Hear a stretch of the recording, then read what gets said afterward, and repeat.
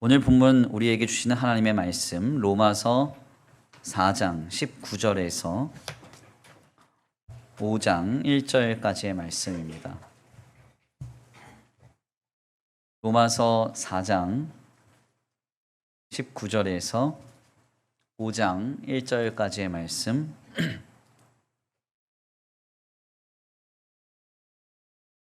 제가 가진 신약성경 244페이지입니다. 신약성경 244페이지. 함께 다 같이 봉독해 올려드립니다. 시작. 그가 백세나 되어 자기 몸이 죽은 것 같고 사라의 태가 죽은 것 같음을 알고도 믿음이 약하여지지 아니하고 믿음이 없어 하나님의 약속을 의심하지 않고 믿음으로 견고하여져서 하나님께 영광을 돌리며 약속하신 그것을 또한 능히 이루실 줄을 확신하였으니 그러므로 그것이 그에게 의로 여겨졌느니라.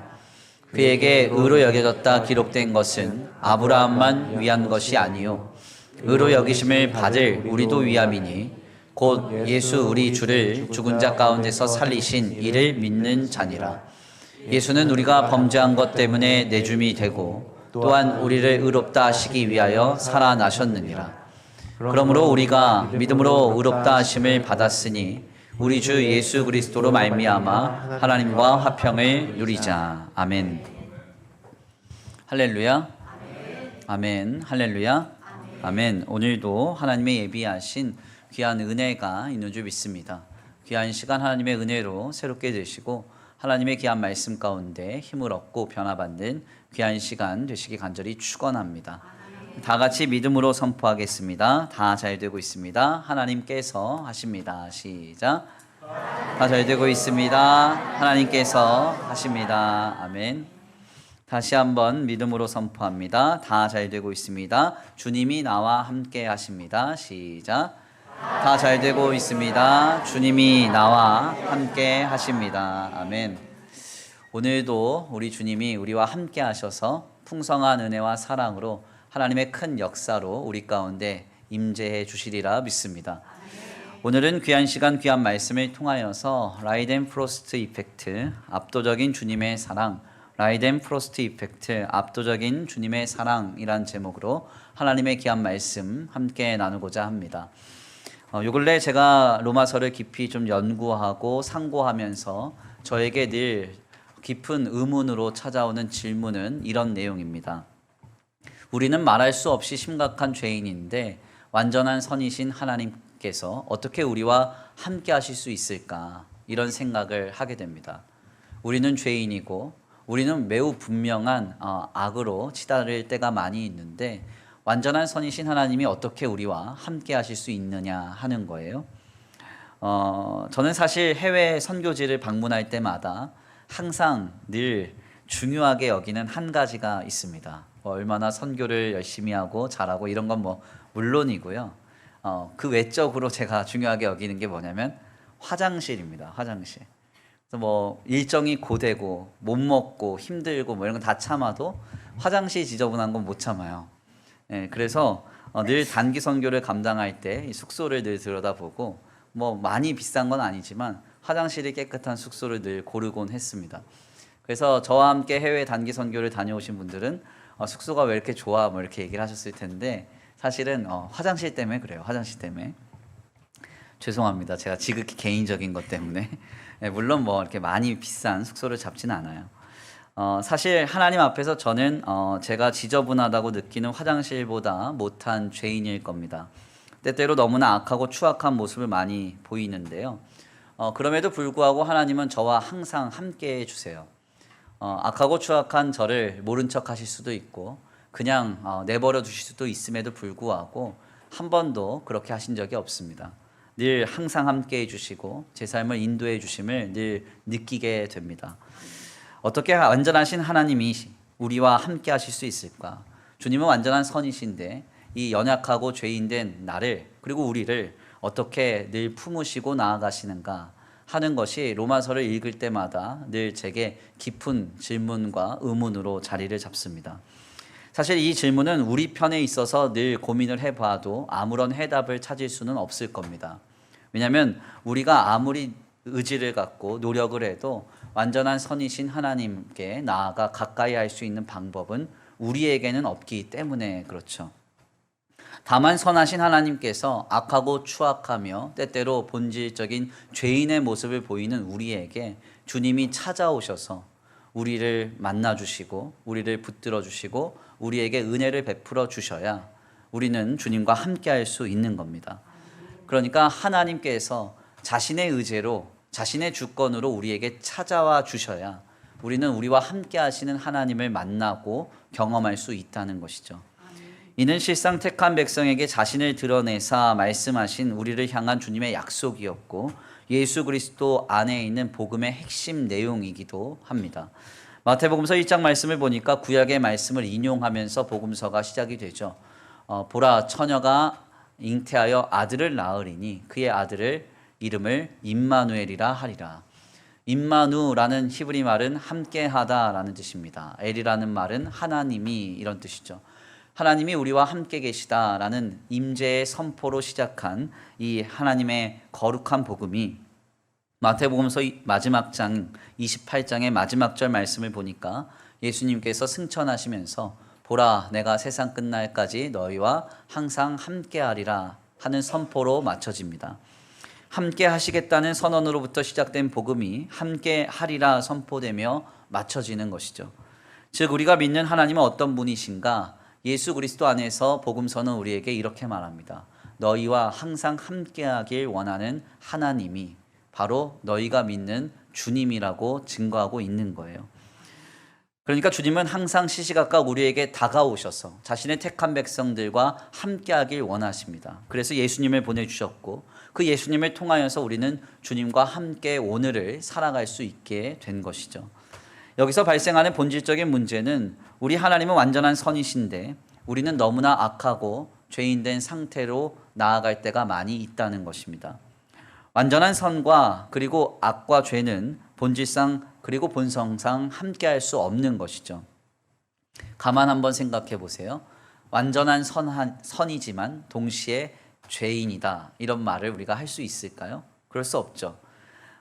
죄인이 완전한 선함과 함께할 수 있다? 이것도 뭔가 어색하고 위화감이 들죠.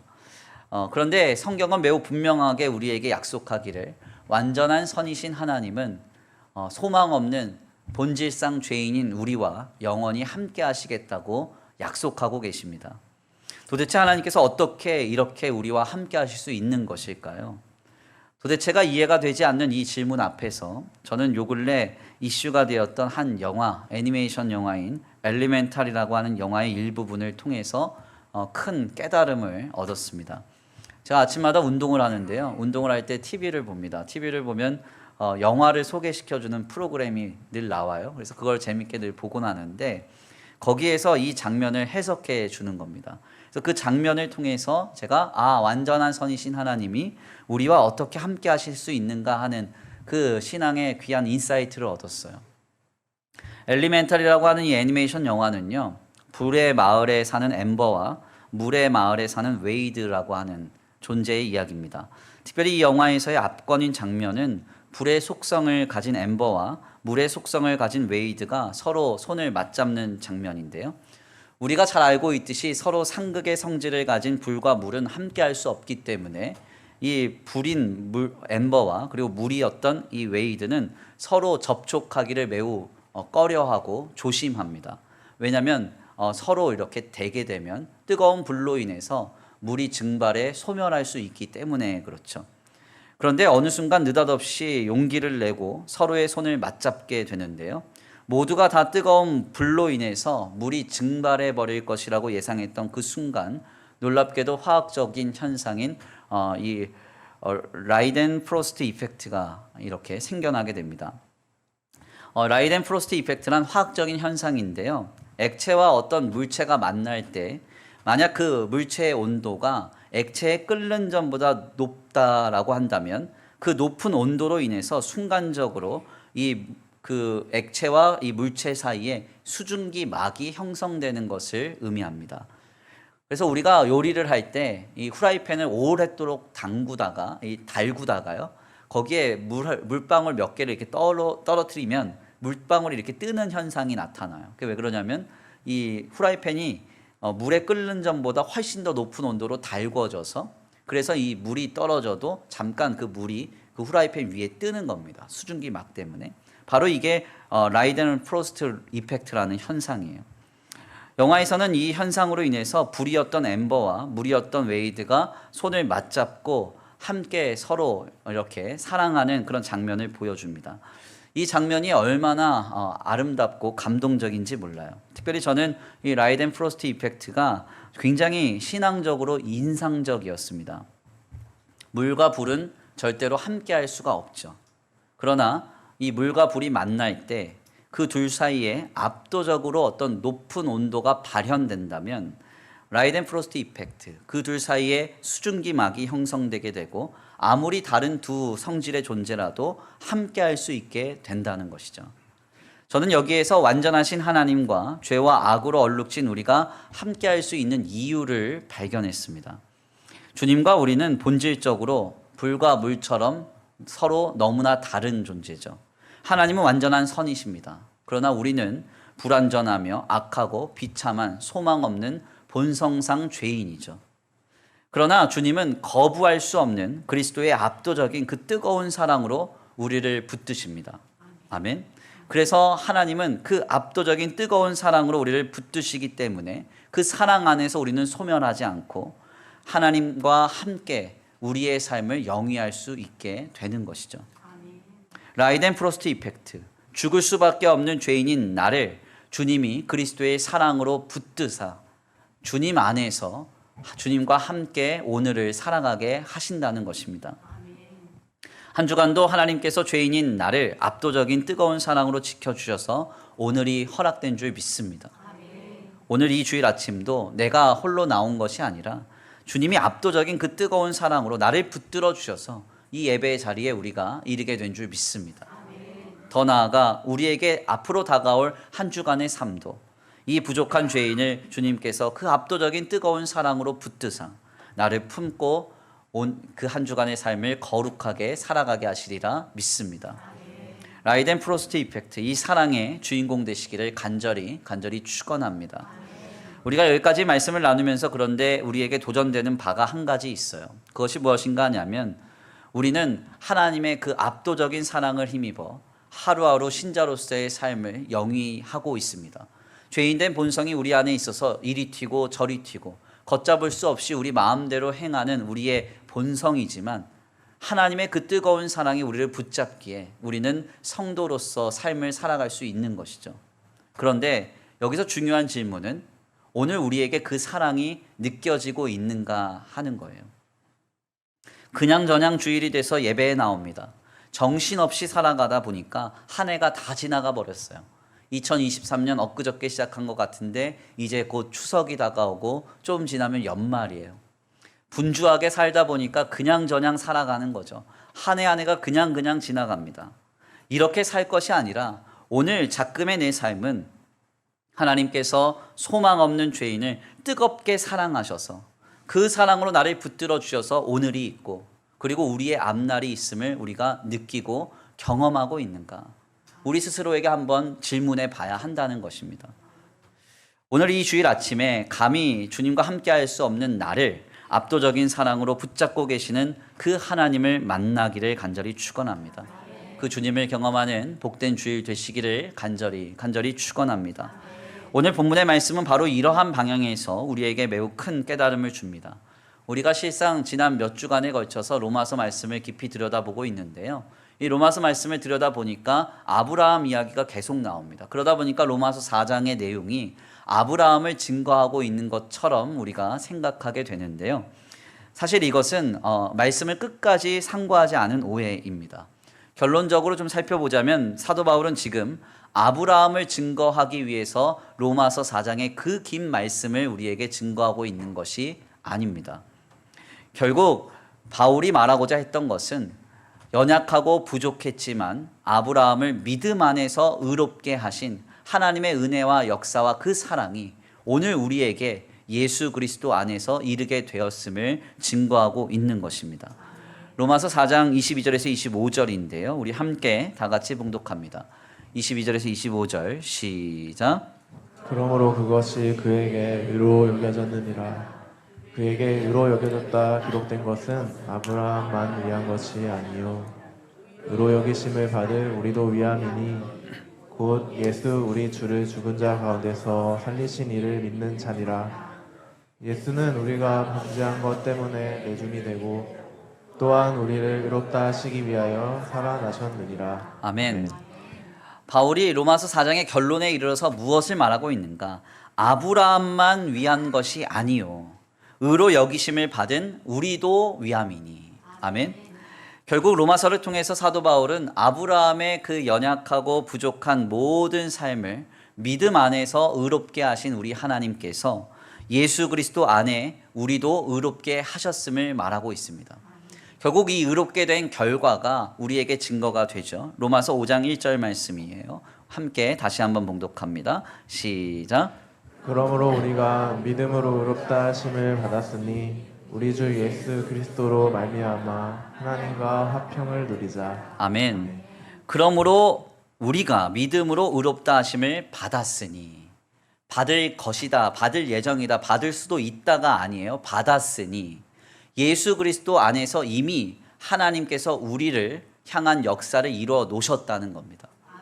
그래서 우리도 연약하고 부족하지만 그리스도를 예수로 믿음으로 인하여 우리도 하나님 앞에 의롭게 된 것이죠.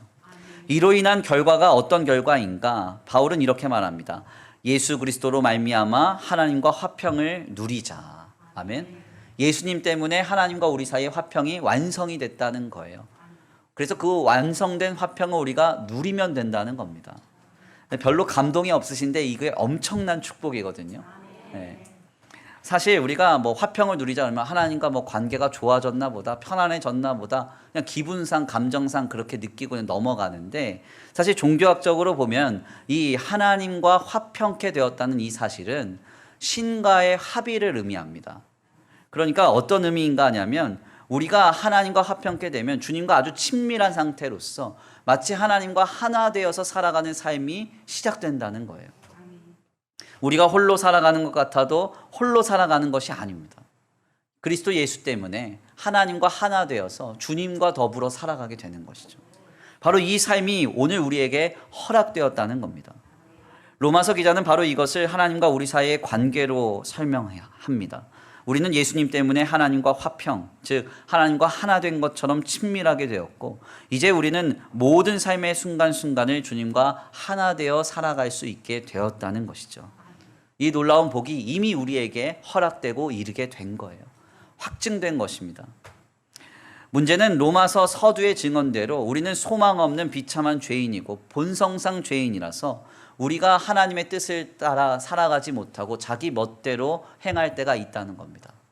하나님은 예수 안에서 우리와 화평을 이루시고 우리와 늘 함께 하셔서 하나님과 하나 되어 살아가기를 원하고 계시고 그런 길을 이미 열어두셨어요. 근데 우리는 죄인이라서 이 길로 가지 않고 제멋대로 행한다는 거예요. 마치 아브라함처럼요. 흉년이 오면 그냥 하나님의 약속한 땅 가나안 떠나버립니다. 약속의 땅이고 주님이 말씀하신 땅이고 상관없어요. 내가 볼 때 흉년이니까 떠나는 거예요. 내 판단, 내 감정, 내 기분을 기준 삼는 거죠. 자신의 목숨이 위협을 받으면 믿음의 자손을 낳아줘야 할 아내 사라도 누이라고 명명하고 딴 사람에게 줘버립니다. 이런 나쁜 놈이 어디 있어요?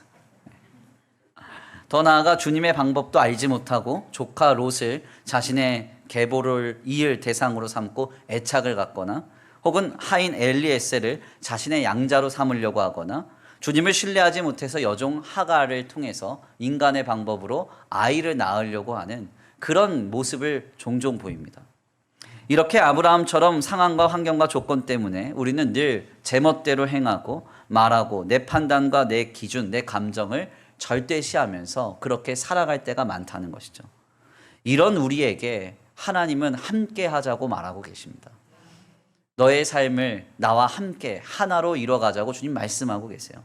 어떻게 이 삶이 가능한가? 주님은 이 부족하고 답이 없는 연약한 죄인과 같은 우리를 예수 그리스도 안에서 압도적인 뜨거운 사랑으로 붙드셔서 하나님의 사람으로 이루어 가신다는 거예요. 라이덴 프로스트 이펙트. 죄인인 우리는 본질상 완전한 선이신 하나님과 함께할 수 없지만 주님의 압도적인 그 뜨거운 사랑이 우리를 붙잡고 가는 겁니다. 이 거부할 수 없는 압도적인 은혜로 나를 붙잡고 가는 그 역사가 오늘 우리 가운데 있어요. 내가 살아가는 게 아니라, 내 힘과 내 능력으로 살아가는 게 아니라 주님의 그 뜨거운 사랑이 나를 붙잡았기에 우리가 오늘도 예배하고 주님을 향하여 신앙생활하고 때때로 주님을 붙들고 의지하면서 내 안에 있는 죄인된 본성과 본질을 꺾고 끊어내면서 살아가게 되는 것입니다. 우리를 사랑으로 붙잡고 가시는 그 예수님을 만나는, 그 주님을 만나는 복된 주일 되시기를 간절히 축원합니다. 그런데 우리가 여기까지 말씀을 나누면서 주의해야 할 점이 있습니다.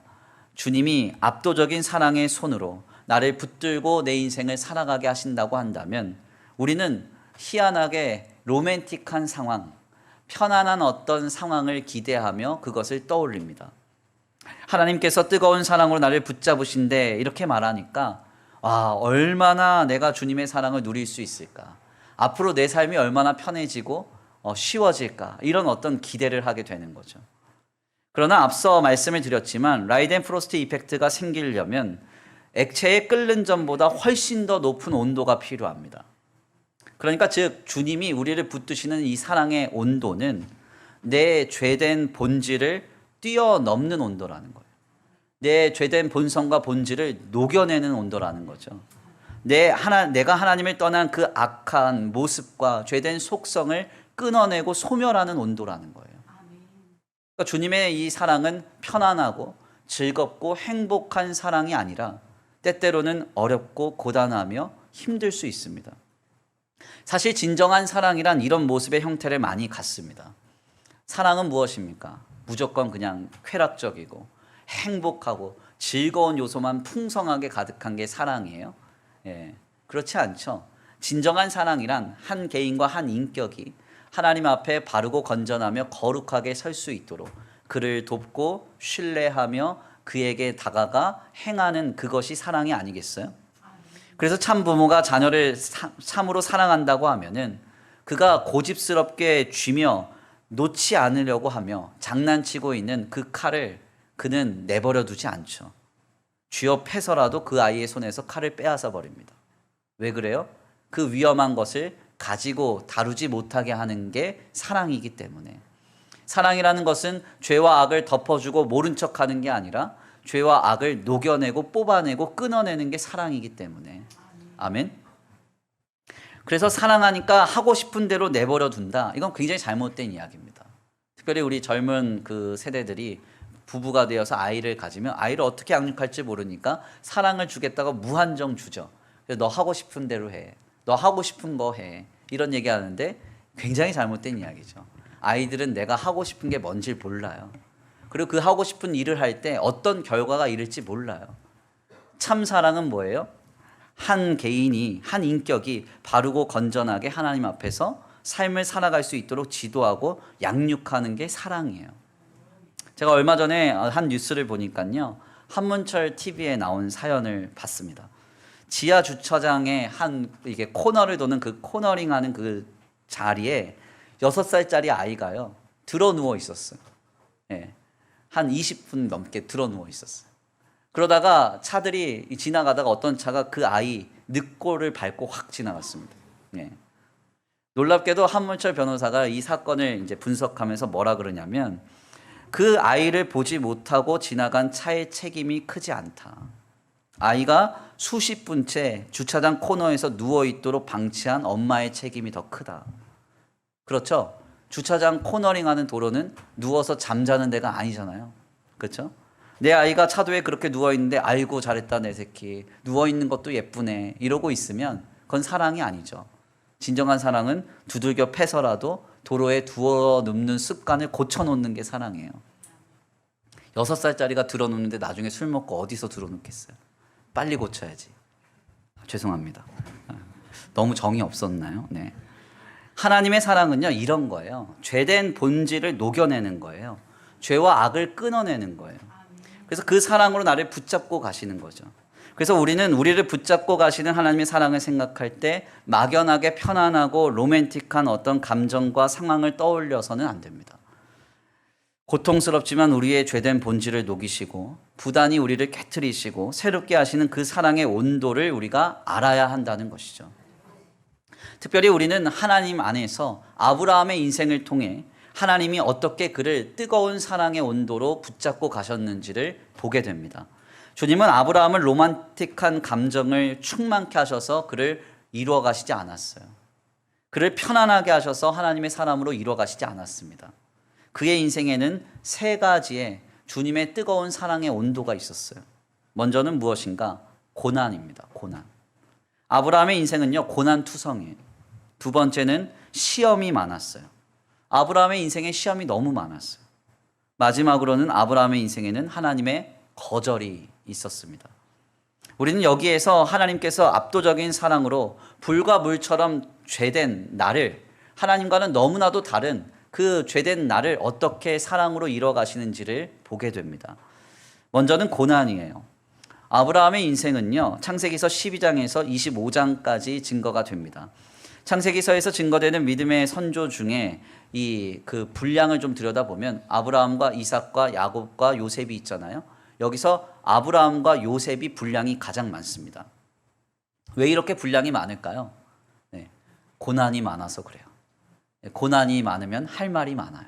네, 고난이 많으면 간증이 많다고. 아브라함이요, 하나님께 명령을 받습니다. 너는 너의 본토 아비 친척집을 떠나 내가 내게 지시할 땅으로 가라. 그래서 이 말씀을 듣고 젖과 꿀이 흐르는 가나안 땅으로 향해서 가죠. 근데 이 성경의 증언을 보면요, 묘한 증언이 하나 나타나요. 그게 뭐냐면 점점 더 남방으로 가더라. 창세기서 12장 5절 말씀 보니까 그렇게 돼 있는데, 이 말씀 보면요, 참 희한하죠. 이 남방이라는 단어 네게브라는 히브리 말은요, 사실 광야를 의미합니다. 그래서 지금도 네게브 투어라는 게 있어요. 그래서 네게브 투어, 그래, 이 아브라함이 젖과 꿀이 흐르는 땅 구경한 것처럼 이거 편안한 일정이겠구나 하고 네게브 투어 잘못 가면 큰일 납니다. 목말라 죽어요. 광야예요, 광야. 그러니까 이 아브라함이 하나님께 명령을 받아서 떠난 그 순간 뭐가 펼쳐졌어요? 광야가 펼쳐졌어요. 그래서 아브라함의 인생에는 말 못할 어려움이 많았죠. 흉년이 일단 2번 있었습니다. 여기서 이 흉년은 그냥 단순한 흉년이 아니라 굶어 죽을 법한 흉년이에요. 그 과정에서 아내를 2번 빼앗길 뻔하고요. 조카 롯과 헤어지는 상황이 벌어지고 그 이후에 조카 롯 때문에 전쟁에 참여하기도 하고요. 이스마엘을 낳아서 가정 안에 분란이 일어나기도 합니다. 이러저러한 어려움이 이 아브라함의 인생에는 상당히 많았어요. 왜 하나님이 이 삶을 그냥 내버려 두셨는가? 내버려 두신 게 아니라 고난의 순간순간 그에게 찾아가셔서 그를 사랑의 온도로 붙잡으시고 그의 죄된 모습과 악한 모습을 녹여내셔서 하나님의 사람으로 이루어 가시는 역사였습니다. 고난이라는 삶의 현장을 우리가 직면하다 보면요, 무엇을 깨닫게 되는가? 하나님의 압도적인 사랑이 나를 붙잡고 그 산을 넘어가게 하심을 우리가 명확하게 느끼게 돼요. 그래서 때때로 고난이라는 것은 우리에게 하나님의 시선과 하나님의 역사와 하나님의 손길을 예민하게 느낄 수 있는 현장입니다. 풍족할 때는 잘 안 느껴져요. 근데 궁핍에 처하면 시시각각 나를 먹이시고 입히시는 하나님이 느껴져요. 그래서 간혹 우리 중에도 삶에 고난이 많은 분들은 간증이 많죠. 그래서 무슨 말만 하면 나도 그랬어 그러면서 말 많이 하시는 분들이 있죠. 무슨 말 이야기만 하면 맞아 그래 놓고서 자꾸 자기 얘기하시는 분들이 있죠. 그러니까 이런 분들은요, 삶이 순탄치 않았던 거예요. 그래서 그 순간순간을 살아내면서 하나님의 손길을 많이 경험했던 거예요. 그래서 간증이 많은 거예요. 그렇지만 이삭처럼 순종적이고 순적한 삶을 사신 분들은 별 간증이 없죠. 그래서 이 이삭 단독 기사는요, 창세기 26장 한 장밖에 없어요. 이삭 얘기가 별로 없어요. 그래서 믿음의 3, 4대 이렇게 돼가지고 모태신앙 이런 분들은 별 할 얘기가 없죠. 간증이 별로 없어요. 왜 그러냐면 어려움이 없었기 때문에. 이건 사실 복이 아닙니다. 하나님의 시선과 하나님의 손길과 하나님의 역사를 예민하게 느낄 수 있다는 것. 그 고난의 산을 지나면서 하나님이 압도적인 사랑으로 날 붙잡고 있구나. 이걸 느낀다는 것. 이거 얼마나 축복인지 몰라요. 어려움에 닥칠 때 성도는 하나님을 찾습니다. 그리고 그 하나님께서 우리의 손을 붙잡고 그 고난의 산을 넘게 하시죠. 그래서 우리는 주님 안에서 이 고난이 주님의 뜨거운 사랑의 온도를 느낄 수 있는 자리임을 알아야 돼요. 그래서 C.S. 루이스는 이런 표현을 우리에게 전해주죠. 고통이란 하나님께서 성도들을 부르시는 나팔소리다. 아멘입니까? 어려우십니까? 힘든 일이 있으세요? 곤고하십니까? 낙심하고 실망하지 마세요. 나 주님 잘 믿는데 왜 이렇게 힘든 일이 있나? 그렇게 생각하지 마세요. 바로 이때가 주님의 그 압도적인 뜨거운 사랑의 온도를 느낄 수 있는 그 삶의 여정입니다. 귀한 자리임을 알고 주님께 더 깊이 나아가시길 간절히 축원합니다. 두 번째로 아브라함을 붙들었던 하나님의 사랑의 손은 바로 시험이었습니다. 여기서 시험이란 죄의 미혹을 뜻하는 템테이션이나 혹은 연단을 뜻하는 트레이닝이 아니에요. 테스트를 말하죠. 이 테스트, 하나님의 시험이란 여호와 이레, 즉 주님이 예비하신 복을 받아 누리는 그 역사의 과정을 이야기합니다. 문제는 이 과정이 내게는 버거울 수 있다는 거예요. 먼저 아브라함에게 찾아온 첫 번째 시험은 무엇이었는가? 너는 아비 친척 본토집을 떠나라. 이게 첫 번째 시험이었어요. 아브라함 당시를 이제 사분학적으로 좀 들여다보면 기원전 1800년대에서 1600년대로 추정합니다. 이때는 고대는 시족 사회예요. 그래서 김 씨는 김 씨끼리 모여 살고, 그리고 이 씨는 이 씨끼리 모여 살고 그러는 거예요. 예, 그렇죠? 그러니까 이 씨 마을, 김 씨 마을 이렇게 사는 거예요. 그런데 이 시족 단위의 사회에서 이 시족 단위 사회를 떠난다는 것은 살인 선고를 받은 것과 동일합니다. 그래서 시족 공동체 안에서 뭔가 중한 범죄를 저지르면 가장 크게 내리는 책벌 중 하나가 뭐냐면 추방이에요. 추방당하는 겁니다. 이 씨 마을에서 이 씨가 추방당하는 거예요. 나가면 어차피 죽기 때문에. 그런데 하나님께서 아브라함에게 첫 번째로 하신 명령이 뭐죠? 너는 너의 본토 아비 친척 집을 떠나라. 예. 떠나서 시족 공동체를 떠나서 생전 처음 살아보는 현장에 가보라는 거예요. 거기서 살으라는 거예요. 이게 바로 주님이 말씀하신 첫 번째 시험이었습니다. 놀라운 사실은 이 시험 뒤에 어떤 일이 있어요? 주님이 땅을 주시고 그 땅에서 거부가 되게 하시고 자손을 허락해 주시죠. 즉 아브라함에게 주신 그 말씀은 테스트였어요. 여호와 이레, 예비하신 복을 받기 위한 과정이었다는 겁니다. 이후에 아브라함이 100세에 낳은 아들 이삭을 바치라는 모리아산의 시험을 또한 받기도 하죠. 그러니까 아브라함의 인생에는 이렇게 시험이 많았어요. 이 시험은 그냥 단순하게 이 시험 잘 지나가고 나면 내가 하나님께 복을 받겠구나, 이 정도의 시험이 아닙니다. 때때로 성도에게는 인생을 걸어야 되고 목숨을 걸어야 되고 더 나아가 어떤 때에는 목숨보다 더 소중한 아들을 걸어야 될 때도 있어요. 바로 이러한 시험을 통해서 주님은 압도적인 사랑으로 우리를 붙잡고 계심을 확인시켜 줍니다.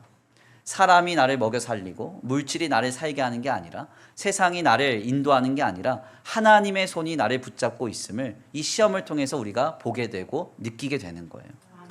그래서 성도는 시험이 찾아올 때 주님을 가장 먼저 의지하고요, 주님의 방법대로 살아가는 담대한 선택을 해야 됩니다. 왜냐하면 하나님의 테스트 뒤에는 반드시 여호와 이레의 복이 있기 때문에 그래요. 때때로 우리 자녀들이요, 입시나 혹은 취업, 여러 가지 각종 요소들로 중요한 문제 앞에서 신앙의 방법을 택하지 않을 때가 많이 있습니다. 그때 성도들은 부모로서 또 믿음에 먼저 된 자로서 담대하게 하나님의 방법을 이야기해야 돼요. 아멘입니까? 내 멋대로 결정하는 게 아니에요. 하나님의 방법으로 얘기를 해야 돼요. 아멘? 왜냐하면 이것은 하나님의 시험이거든요. 어려운 상황 속에서 하나님의 방법을 택할 때 그 뒤에는 반드시 여호와 이레의 복이 있어요. 그러나 내가 스스로 결정하고 내가 판단한 것은 결국 내 삶의 모든 수고와 짐으로 돌아옵니다. 하나님이 역사해 주실 수 있도록 하나님의 방법을 붙들어야 된다고요. 우리 교회에 2013년도에 오셔서 특강 감당해 주셨던 황지원 판사님이 계십니다. 제게 개인적으로 들려주셨던 간증이 하나 있어요. 3년 동안 사법고시 준비할 때요, 월요일부터 금요일까지 뼈 빠지게 공부하고 너무 스트레스 받으니까 토요일 날 이분의 유일한 취미가 이제 색스폰 부는 건데 청계천 가서 색스폰 불었대요. 그리고 주일날에는 어떻게 했냐냐, 아침부터 저녁까지 예배당에 머물면서 예배하고 하루 종일 주일학교 교사로 섬겼다는 거예요. 그랬더니 하나님이 3년 만에 사법고시 합격하게 해주셨고, 그리고 고시원에서도 가장 높은 성적으로 이렇게 통과시켜 주셔서 판사가 됐다는 거예요. 지금은 이제 수원 지방법원에 계세요. 우리가 오해하지 말아야 될 게 있습니다. 지금 당장 손해를 보고 있는 것 같아도 주님의 방법을 포기하면 안 돼요. 마치 아버지와 친척집을 떠나면 죽을 것 같아도 하나님의 법도를 떠나면 안 돼요. 아들 이삭을 잃는 것 같아도 우리가 하나님의 방법을 붙들 때 하나님께서는 그 테스트, 시험을 지나서 압도적인 주님의 사랑의 손으로 우리를 예비하신 복에 이르게 하십니다. 우리 모두가 이와 같은 은혜를 경험해야 돼요. 그래서 20세기 초에 자유주의 신학을 배격했던 칼바르트라고 하는 신학자는요, 우리에게 이런 말을 남깁니다. 마치 절벽 끝에서 몸을 내던지듯 하나님께 내 몸을 내던져 보라. 그렇다면 너를 날아오르게 하시는 주님을 만나게 될 것이다. 아멘입니까? 절벽 끝에 서서 죽을 것 같은 심정으로 설 때가 있어요. 삶에 많은 고통과 어려움의 문제가 있어요. 그때 성도는 이게 시험이구나. 하나님이 하나님의 압도적인 사랑으로 나를 붙들고 여호와 이레의 복으로 인도해 가시는 손길을 느끼게 할 여정이구나. 담대하게 믿고 주님의 방법대로 우리 몸을 주님께 내던져야 돼요. 그러면 그 절벽 끝에서 주님이 우리를 날아오르게 하실 거예요. 아멘. 시험을 통해서 우리를 사랑으로 붙드사 여호와 이레의 복을 주시는 그 역사를 누릴 수 있는 저와 우리 성도들 모두가 되시기를 간절히 축원합니다. 마지막으로 하나님께서 부족하고 연약한 하나님 아브라함을 붙들었던 사랑의 온도는 바로 말씀을 통한 거절이었어요. 우리가 지난 몇 주간 나눈 바와 같이 하나님께서는 철저히 아브라함의 계획을 하나하나 거절하시곤 했습니다. 조카 롯을 향하여서 자신의 계보를 잇고자 애착을 가졌어요. 주님이 어떻게 해요? 헤어지게 만드십니다. 하인 엘리에셀을 통해서 자신의 계보를 잇고자 했을 때 주님이 오셔서 뭐라 그래요? 그거 아니라고 거절하셨어요. 결국 인간의 방법을 통해서 하갈을 통해 이스마엘을 낳았을 때도 주님은 침묵하시면서 무려 13년 동안 그에 대하여서 아무것도 하지 않으셨습니다. 그리고 99세에 나타나셔서 이스마엘이나 잘되기 원합니다 하는 그 말에 주님 뭐라 그러세요? 그거 아니라고 하시죠. 그러니까 아브라함의 계획이 계속 거절당하는 거예요. 수도 없이 거절당합니다. 왜 주님이 거절하셨어요? 이것이 아브라함을 향한 하나님의 계획과 뜻이 아니었기 때문에. 당장 보기에는 인간적으로 편하고 쉬운 길일 수 있지만 그것은 하나님께 온전히 영광을 나타내고 더 나아가 그를 향한 아브라함을 향한 하나님의 계획과 뜻이 성취되는 과정과 방편이 아니었기 때문에 그래요. 이것은 바로 하나님의 사랑이었습니다. 그러니까 거절하심은 주님의 사랑이라는 거죠. 때때로 우리가 하는 일과 내 계획과 내 의지가 하나님 안에서 거절당할 때가 있습니다. 난 열심히 하는데 주님이 안 돼 할 때가 있어요. 가로막을 때가 있어요. 그런데 그것은 주님이 나를 미워하셔서 나를 싫어하셔서 하는 일이 아니에요. 거절은 주님의 사랑의 온도입니다. 네. 저도 목회를 하면서요, 제가 막 추진하려고 했던 게 있어요. 제가 막 고집한 게 있어요. 이게 하나님의 뜻인 것 같아서 막 주장했던 게 있어요. 근데 안 될 때가 많았어요.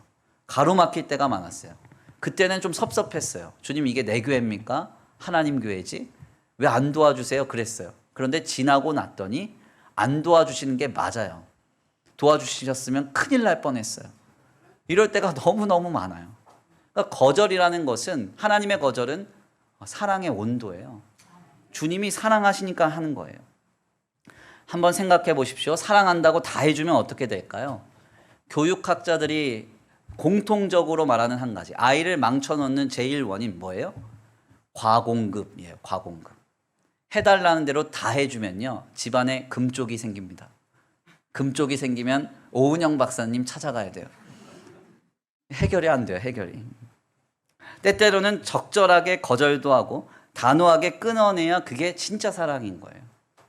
예, 그래서 우리 남편 성도들은요, 아내들이 명품백 사달라고 하면 단호하게 거절하셔야 돼요. 정신 차려, 정신 차려. 그거 하나면 하나님 큰일 할 수 있어. 제가 아내 성도님들 표 잃었어요. 네. 아무튼 거절은 뭐냐? 라이덴 프로스트 이펙트예요. 하나님의 압도적인 뜨거운 사랑의 온도입니다. 모세가요, 하나님께 가나안 들어감을 거절당합니다. 얼마나 들어가고 싶었을까요? 40년 동안 광야를 유리했는데요. 그런데 주님이 들어가지 말라 하세요. 개인적으로는 서운하지만 만약 들어갔다면 어떤 결과가 있었을까요? 40년 동안 광야 생활 마치고 가나안 땅에 모세가 딱 정착을 하는 순간 이스라엘 공동체는 모세를 왕으로 모시기 시작했을 겁니다. 왕보다 더한 신으로 모셨을 거예요. 그러면 모세가 죽고 난 뒤에는 어떻게 될까요? 모세의 자손들은 대대손손 왕이 되고 신이 되는 거죠. 이집트가 재현되는 거예요. 이집트 파라오랑 똑같이 행세하는 거죠. 주님이 이걸 모르셨을까요? 다 아셨죠. 그러니까 당장은 서운하지만 모세가 가나안 땅에 들어가지 않는 것이 모세에게 훨씬 더 명예롭고 영광스러운 일이에요. 더 나아가서 다윗이 예루살렘 성전을 건축하려고 할 때요, 하나님이 이것을 거절하시죠. 하나님의 궤도 마음대로 자신의 왕궁으로 가져온 다윗이 만약 성전까지 자기 마음대로 지으면 어떤 일이 벌어질까요? 이스라엘 백성들이 착각하는 거예요. 다윗이 수도 없이 피를 흘려서 왕위와 권세를 얻어서 이제는 하나님까지도 좌지우지하는구나. 그러니까 하나님 위에 다윗이 서게 되는 거죠. 그래서 주님이 거절하시잖아요. 너는 피를 많이 흘려서 안 된다. 거절하세요. 주님이 다 아시는 거죠. 바울도 육체의 가시로 인해서 3번 간절히 간구했지만 주님이 이 치료의 간구를 거절하십니다. 내 은혜가 내게 족하다. 육체의 가시를 지니고 심령이 겸손하여져서 끝까지 사도로서 충성하는 게 바울에게는 훨씬 더 명예롭고 유익한 거예요. 주님이 다 아시고 거절하시는 거예요. 그러니까 때때로 우리에게 하나님이 허락하시지 않음이 경험되고 느껴질 때는 서운해하시면 안 됩니다. 낙심하면 안 돼요. 하나님 도대체 나한테 왜 이러시지? 그게 아니라 하나님이 이렇게 나를 사랑하시는구나. 아멘입니까? 거절은 압도적인 주님의 사랑의 온도입니다. 주님의 붙드심이에요.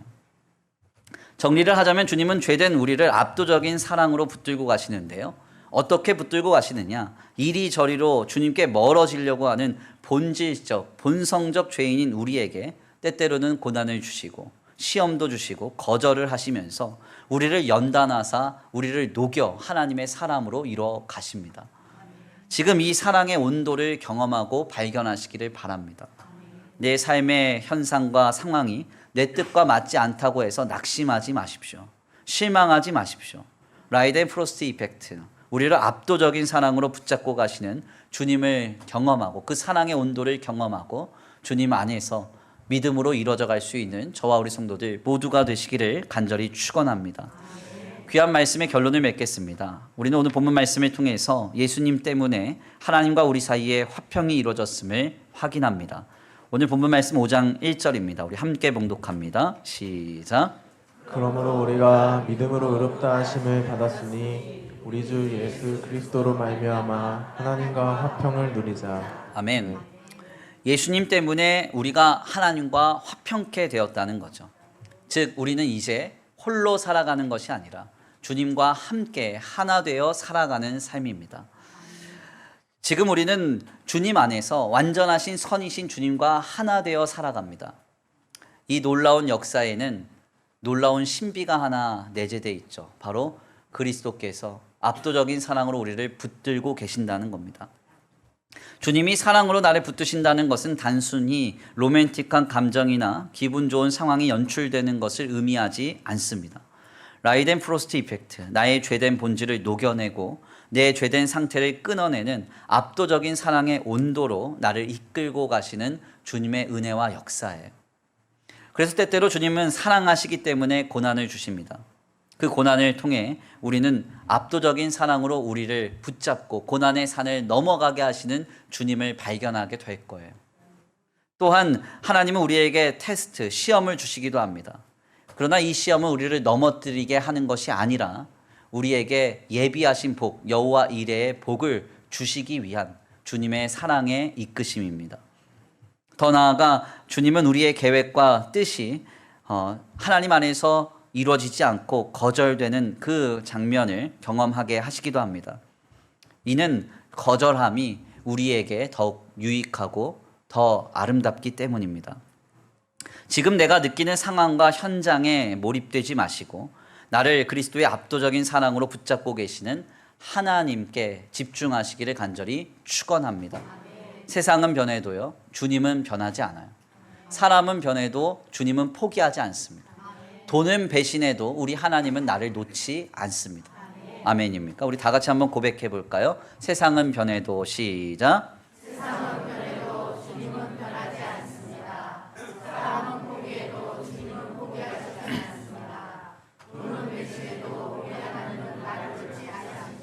아멘. 거부할 수 없는 압도적인 뜨거운 사랑으로 우리를 붙잡고 가시는 주님의 놀라운 그 사랑의 붙드심을 오늘 발견하고 오늘 경험하는 이 주일, 이 예배의 자리가 되기를 간절히 축원합니다. 우리 다 같이 이 시간 귀한 말씀 붙들고 함께 기도하겠습니다. 찬양의 가사를 생각하시면서 고백하겠는데요.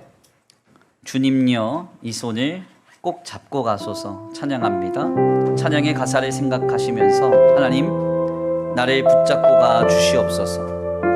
내게 원하지 않는 상황과 조건과 삶의 자리가 이른다 할지라도 압도적인 주님의 사랑의 온도로 나를 녹여내사 하나님의 영광스러운 주님의 자녀로 이루어가시리라 믿습니다. 우리 다 같이 귀한 말씀을 기억하고 찬양으로 고백하시며 기도로 결단하겠습니다. 주님여 이 손을 주님여 이 손을 꼭 잡고 가소서. 약하고 피곤한 이 몸을 폭풍의 흑암 속 해치사 빛으로 손잡고 날 인도하소서. 주님여 이 손을 주님여 이 손을 꼭 잡고 가소서. 약하고 피곤한 이 몸이 폭풍의 흑암 속 해치사 빛으로 손잡고 날 인도하소서. 인생이 힘들고 고난이 겹치네. 주님여 날 도와 주소서. 외치는 이 소리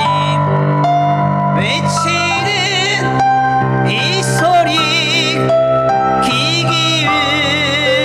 기울이시사 손잡고 날 인도하소서. 폭풍의 흑암 속 해치사 빛으로 손잡고 날 인도하소서. 주님 여기 계십니다. 주님 여기 계시기에 이 깊은 바다가 만석이 되고 주님 우리와 함께 하십니다. 주님 여기 계시기에 반석 위를 내가 걸어가리라. 주님 여기 계십니다. 주님 여기 계시기에 서거친 파도가 만석이 되고 주님 여기 계시기에 반석 위를 내가 걷습니다. 주님 여기 계십니다. 우리와 함께 하십니다. 주님 여기 계시기에 이 깊은 바다가 만석이 되고 주님 여기 계시기에 반석 위를 내가 걸어가리라. 주님 우리와 함께 하십니다. 주님 여기 계시기에 서거친 파도가 만석이 되고 주님 여기 계시기에 반석 위를 내가 마지막으로 두 손 높이 들고 고백하며 결단합니다. 주님 여기 계시기에 주님 우리와 함께 하십니다. 이 깊은 바다와 만석이 주님 우리 붙잡고 가십니다. 주님 여기 계시기에 반석 위를 내가 걸어가리라. 주님 여기 계시기에 저 거친 파도가 만석이 되고 주님 여기 계십니다. 주님 여기 계시기에 반석 위를 내가 걷습니다. 아멘. 우리 이 시간 함께 기도하기 원합니다. 하나님, 주님 압도적인 사랑의 온도로 나를 붙잡고 가시는 줄 믿습니다. 그리스도의 그 사랑이 느껴지고 보여지고 경험되기를 원합니다. 하나님, 내 죄된 본질을 녹여 하나님의 사람으로 이루어 가시는 그 주님의 역사를 우리가 보게 하소서. 고백하게 하시고 우리에게 인식되게 하여 주시옵소서. 우리 다 같이 이 시간 우리를 붙잡고 계시는 주님을 의지하며 믿음으로 더 굳건히 서겠다고 결단하시면서 주여 한번 부르시고 말씀 붙들고 기도합니다. 주여 한번 부르시고 기도하겠습니다. 주여, 사랑과 은혜가 많으신 하나님 감사합니다.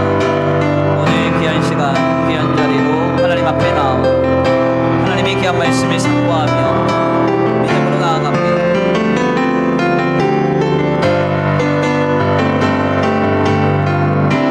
하나님, 그렇습니다. 우리는 본질적 죄인이라 아버지, 우리 본성상 아버지 소망 없는 죄인이라 하나님과 함께 할 수 없습니다. 그러나 하나님께서 예수 그리스도를 통한 그 압도적인 뜨거운 사랑으로 나를 붙드셔서 아버지, 내가 주님께 붙들림에 힘입어 오늘 믿음으로 살아가게 되는 줄 믿습니다. 우리가 예배할 수 있는 이유, 찬양하며 기도하며 주님의 신앙할 수 있는 이유, 주님이 나를 사랑의 온도로 붙드사 나를 녹여내시고 아버지 나를 새롭게 하시기 때문입니다. 하나님, 내 삶의 어려움과 고단함이 찾아온다 할지라도 실망하지 않게 하소서. 낙심하지 않게 하소서. 넘어지지 않게 하여 주옵소서. 모든 순간에 아버지 하나님의 그 뜨거운 온도가 나를 녹여내어서 하나님의 거룩한 신자로, 하나님의 거룩한 백성으로, 하나님 보시기에 합당한 아름다운 하나님의 자녀로 이루어질 수 있는 그 거룩한 역사가 우리에게 있게 하시고, 주여 주님의 그 사랑의 온도를 보게 하소서, 듣게 하소서, 느끼게 하소서, 경험케 하여 주옵소서. 아무리 어려워도 하나님께서 나를 붙잡고 가신다고 고백하게 하시고, 아버지 주님의 그 압도적인 은혜의 사랑의 온도가 나를 붙잡고 붙들고 있음을 다시 한번 믿고 바라면서 믿음 안에서 믿음 안에서 믿음 안에서 주님을 믿고 바라며 승리하게 하여 주시옵소서. 주님도 오실 줄 믿습니다. 함께 하실 줄 믿습니다. 역사하실 줄 믿습니다. 아버지, 내 삶에 내가 원하지 않는 고난이 찾아왔다 할지라도 낙심하지 않게 하소서. 실망하지 않게 하소서. 압도적인 사랑으로 나를 붙드사 고난의 산을 넘게 하시는 주님을 만나게 하여 주시옵소서. 주님, 이 시간 기도합니다. 간구하며 소원합니다. 오 하나님, 아버지, 우리의 삶에 시험이 닥쳐올 때 하나님의 방법으로 그것을 돌파하게 하시고 주님 앞에 주님의 사랑에 붙드심을 힘입어 여호와 이레의 복으로 인도되는 역사가 있게 하여 주시옵소서. 이 시간 또한 아버지, 우리의 삶에 주님이 막으심과 거절하심에 대하여 주님의 사랑의 온도를 느끼기 원합니다. 나를 얼마나 사랑하시면 아버지 나를 살리시고 세우시고 이뤄가시기 위하여 아버지 내 삶을 막으시고 거절하시는가 생각하면서 그 주님의 사랑의 온도를 느끼며 그 주님의 사랑에 붙으심을 힘입어 하나님의 사람으로 이루어져 가기 원합니다. 주님 역사하시고 주여 인도하여 주시옵소서. 주님이 늘 나를 붙들고 계심을, 뜨거운 사랑으로 붙들고 계심을, 모든 고난과 시험과 거절을 이기게 하심을 아버지 주여 우리가 느끼고 경험하며 고백하게 하여 주시옵소서. 주님도 오실 줄 믿습니다. 함께 하실 줄 믿습니다. 역사하실 줄 믿습니다. 인도하실 줄 믿습니다. 주여 주여 주여 아버지 주여, 우리의 마음이 흔들리지 않게 하시고 실망하지 않게 하시고 낙심하지 않게 하여 주시옵소서. 주시옵소서. 주시옵소서. 여기 계시기에 이 깊은 바다가 반석이 되고 주님 여기 계시기에 반석 위를 내가 보러 가리라. 주님 여기 계시기에 저 거친 파도가 반석이 되고 주님 여기 계시기에 반석 위를 내가 걷습니다. 주님 여기 계시기에 이 깊은 바다가 반석이 되고 주님 여기 계시기에 반석 위를 내가 걸어가리라. 주님 여기 계시기에 저 거친 파도가 반석이 되고 주님 여기 계시기에 반석 위를 내가 걷습니다.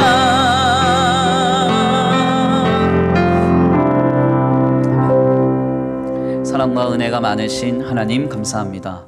오늘 귀한 시간, 귀한 자리로 주님 인도하여 주셔서 주님의 압도적인 뜨거운 사랑이 나를 붙들고 감을 다시금 말씀을 통하여 깨닫게 하시니 감사합니다. 우리는 본질상 죄인이라 어쩔 수 없이 늘 주님의 방법과 주님의 말씀대로 주님의 뜻과 계획 안에서 살아가지 못할 때가 많이 있습니다. 이리저리로 내 멋대로 향하는 우리를 주님이 압도적인 아버지 거부할 수 없는 그 뜨거운 사랑의 손길로 붙드사 오늘에 이르게 하셨고 결국 주님의 나라에 이르게 하실 줄 믿사오니 주여 그 사랑의 붙드심을 힘입어 오늘 하루하루를 살아가게 하여 주시옵소서. 주여 그 사랑의 온도를 느끼며 인식하며 발견하며 고백하며 살아가기를 원합니다. 내 삶의 고단한 나날들을 지낼 때 실망하거나 낙심하지 않게 하시고 왜 주님이 나를 사랑하시지 않는가 생각하며 방황하지 않게 하시고 사랑의 주님의 압도적인 그 뜨거운 온도가 나를 녹여내셔서 주님 안에서 하나님의 거룩한 사람으로 주님의 영광스러운 하나님의 자녀로 빚어가고 이뤄감을 보게 하여 주시옵소서. 특별히 아버지 이 시간 예배하고 돌아가는 발걸음 주님께서 안전히 거하게 하시고 한 주간의 삶을 주님 앞에 의탁합니다. 주여 거부할 수 없는 압도적인 주님의 사랑의 붙드심이 이끌어가는 복된 한 주간이 되기를 원합니다. 우리의 마음과 생각을 주장하여 주시옵시고 순간순간 하나님께서 뜨거운 사랑의 온도로 우리를 이끌어 가시는 그 놀라운 역사와 섭리를 보게 하여 주시옵소서. 이 시간 주님 앞에 나와 귀한 예물 올려드립니다. 이 예물이 쓰여지는 곳곳마다 영혼과 생명이 살아나게 하시고 하나님의 나라와 주님의 복음을 위하여 쓰임받는 거룩한 예물 되게 하여 주시옵시되 주여 드려진 손길 위에 복의 복을 더하여 주셔서 하늘의 신령한 복과 땅의 기름진 복으로 차고 흔들어 넘치도록 주님 채워 주시옵소서. 도우시고 인도하시며 함께 하실 줄 믿고 감사함 올려드리오며 사랑과 은혜가 많으신 우리 주 예수 그리스도의 이름으로 감사하며 기도 올려드립니다. 아멘. 이제는 우리 주 예수 그리스도의 은혜와 성부 하나님의 극진하신 사랑하심과 성령 하나님의 내주 교통하심이 거부할 수 없는 압도적인 사랑의 붙드심으로 우리를 붙들고 가시는 주님을 의지하며 살아가기로 결단하는 모든 성도들 머리머리 위에 이제로부터 영원토록 함께 있을지어다.